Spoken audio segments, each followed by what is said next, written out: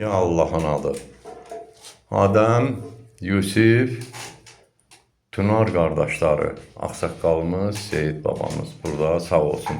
Mən xahiş eləmişəm ki, Seyid baba gəlsin, bugün bizə kömək eləsin. Yəni əslində Seyid bu günləri fikrimiz ayrı idi. Nağara ilə ayrı işlər görüləsi idi. Mən dedim ki, yəni belə bir şey istəyirəm. Dedi, problem yoxdur, mənim dərsim qalsın sonraya. Mən qoşanlarını gətirim, bizim gözəl balaları müşahidə edir. Seyid, söz səndə.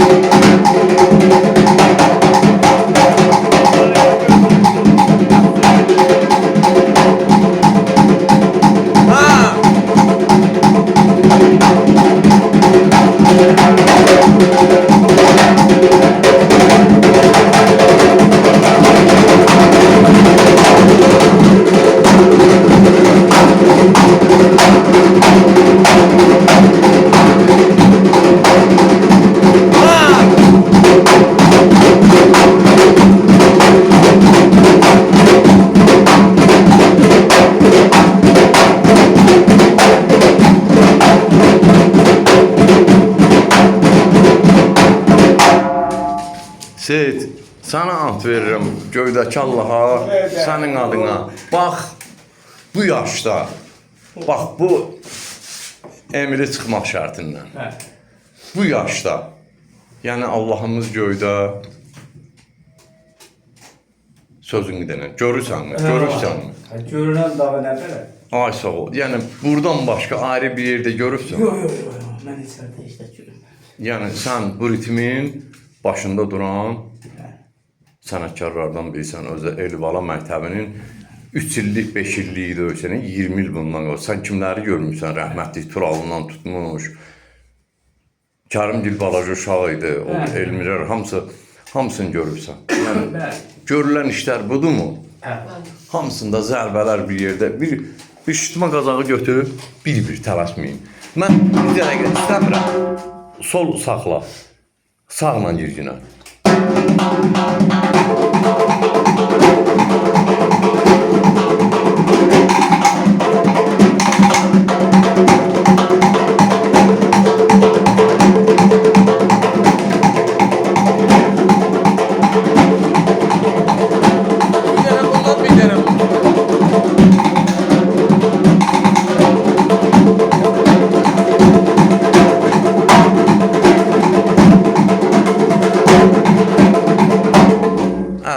Sağ olun uşaqlar.